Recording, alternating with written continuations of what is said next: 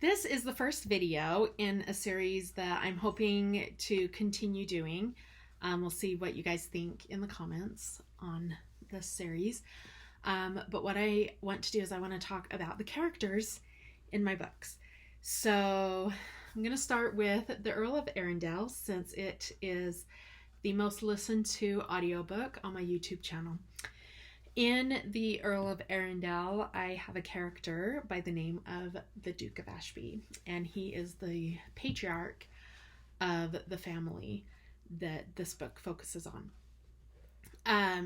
A lot of people do not like this character, so I thought that it would be very fitting to talk about him and the goals that I had when I originally started writing the books and how it turned out. So when I set out to first write this book, because The Earl of Arundel was my very first book that I ever wrote from beginning to end. I had dabbled with writing quite a few other books before this one, but this is the first one that finally, I was able to finish. So I started out wanting to have a very happily ever after type book. I wanted a loving family unit with two parents who cared about each other and they cared about their children. And then I also wanted to have a marriage of convenience or a marriage of circumstances trope that would turn into true love. So we'll talk about what happened with Philip and Olivia in another video. But for now, I'm going to focus on the Duke. So if you have listened to that book, or if you've read that book, you will know that my goal of having a loving family, loving parents, didn't turn out exactly as I had hoped. And you're probably wondering, well, what happened there? Well, the character took over, and the Duke of Ashby turned out to be just a really awful person. And I'm a firm believer that in my writing, because I do a lot of pantsing in my writing, but I am a firm believer that the characters take over and I write the story that the characters want. And maybe that sounds a little odd for a non-writer. But as a writer, it makes complete sense to me because these characters take on a life of their own. So the Duke of Ashby, he is a horrible father. He's not a good man. He gambles constantly. He treats his family terribly. And he especially treats the Earl of Arundel, his heir. He treats him the worst. Because in his mind, he has the thought that the more trials he gives his son, the stronger his son will be when he finally takes the role as Duke. I don't think that it's a great excuse for mistreating his son, but that's the way that he was raised. So at a point in the book, you find out that it's actually generational abuse. So the Duke was treated that way by his father, and his father was treated that way before him. And it's just something that they've passed down. And the Earl, Philip, the Earl of Arundel, he is determined not to pass the abuse down to his children, which you find that out in this book.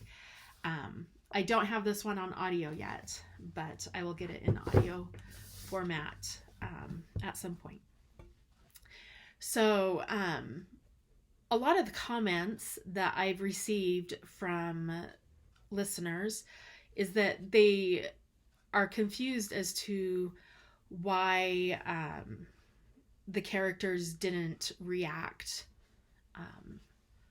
more to Ashby's abuse. And really what I was thinking when I wrote that, and what my characters were thinking, was that it's something that they have seen their entire life. And so where the Earl is now in his 20s and he's been abused by his father his entire life, it's nothing new for them. They know that if they argue with the Duke, he's going to turn on them, and it'll just make matters worse for the Earl.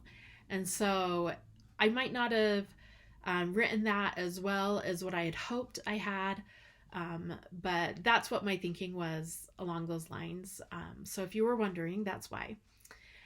When I originally wrote the book, the ending that I had for the Earl of Arundel had this lovely death scene where Ashby is lying on his bed. He can't speak. He's dying this horrible death. He's in great pain. And the Earl of Arundel goes and he sits down by his father's side and he forgives his father. And I thought that it was a really beautiful scene. But when I shared it with beta readers, they did not like it because they saw it as Ashby not really suffering for what he did to his son, but he was just getting off really easy, which I thought was kind of strange because I really did have the Duke suffering in this death that he was going through.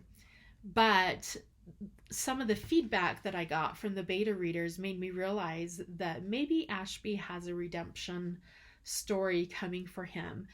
Can he ever be fully redeemed for beating his son and for the abuse that he inflicted on his family? I don't know. I'm going to have to explore that. But it did open up the possibility, leaving him alive, it did open up the possibility of giving Ashby a redemption story. So I guess what I want to know from those of you who have listened to the Earl of Arundel, would a redemption story for the Duke of Ashby be something that you would want to read? And would you want to see him go through a sort of repentance where his son is concerned and receiving forgiveness from the Earl? Let me know in the comments and let me know which character you would like to hear about next. Thanks.